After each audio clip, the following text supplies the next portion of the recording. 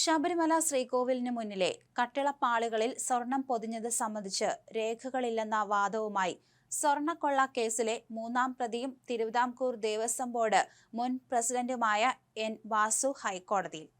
ജാമ്യ ഹർജിയിലാണ് ഈ വാദം ഉന്നയിച്ചിരിക്കുന്നത്. ഇതുകേട്ട കോടതി അങ്ങനെയെങ്കിൽ ഈ കേസ് തന്നെ ഇല്ലല്ലോ എന്ന് മറുപടി നൽകി.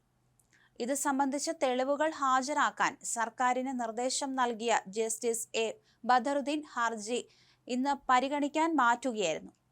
2019 കട്ടിളപ്പാളികൾ ഉണ്ണികൃഷ്ണൻ പോറ്റിക്ക് കൊടുത്തുവിടാൻ ഉന്നത ഉദ്യോഗസ്ഥരുടെ ശുപാർശ വന്നപ്പോൾ വാസു ദേവസ്വം കമ്മീഷണറായിരുന്നു. ചെമ്പുപാളികളെന്നാണ് ശുപാർശയിൽ പറഞ്ഞിരുന്നത്.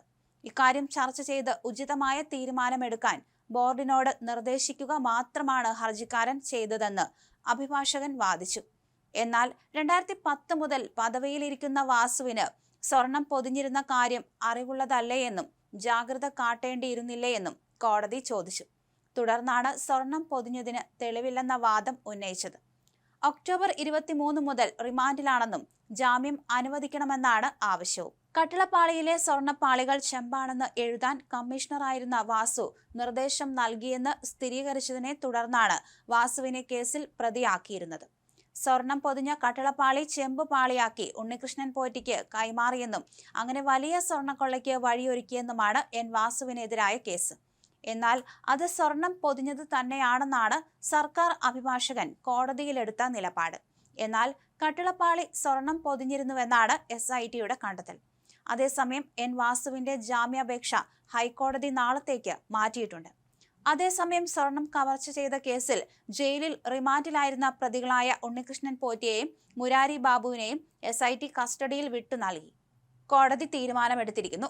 2 ദിവസത്തേക്കാണ് കൊല്ലം വിജിലൻസ് കോടതി ജഡ്ജി CS മോഹിത് കസ്റ്റഡി അനുവദിച്ചത്. പുതിയ തെളിവുകളുടെ അടിസ്ഥാനത്തിൽ കൂടുതൽ ചോദ്യം ചെയ്യൽ നടത്തണമെന്ന് ചൂണ്ടിക്കാണിച്ചാണ് SIT കസ്റ്റഡി ആവശ്യപ്പെട്ടത്. ഒന്നാം പ്രതി ഉണ്ണികൃഷ്ണൻ പോറ്റിയെ കട്ടിളപ്പാളി സ്വർണം കവർന്ന കേസിലും മുരാരി ബാബുവിനെ ദ്വാരപാലക ശില്പത്തിലെ സ്വർണം കവർന്ന കേസിലുമാണ് കസ്റ്റഡിയിൽ വിട്ടത്. ചോദ്യം ചെയ്യലിന് തിരുവനന്തപുരത്തേക്ക് കൊണ്ടുപോയ ഇരുവരെയും ചൊവ്വാഴ്ച വൈകിട്ട് 4-ന് കോടതിയിൽ ഹാജരാക്കും. ഫേസ് ലോഗ് ഉപയോഗിക്കുന്ന മുരാരി ബാബുവിന്റെ ഫോൺ തുറന്ന് പരിശോധിക്കുന്നത് ഉൾപ്പെടെ ഈ കസ്റ്റഡി കാലയളവിൽ പ്രത്യേക അന്വേഷണ സംഘത്തിന് പൂർത്തിയാക്കേണ്ടതുണ്ട്.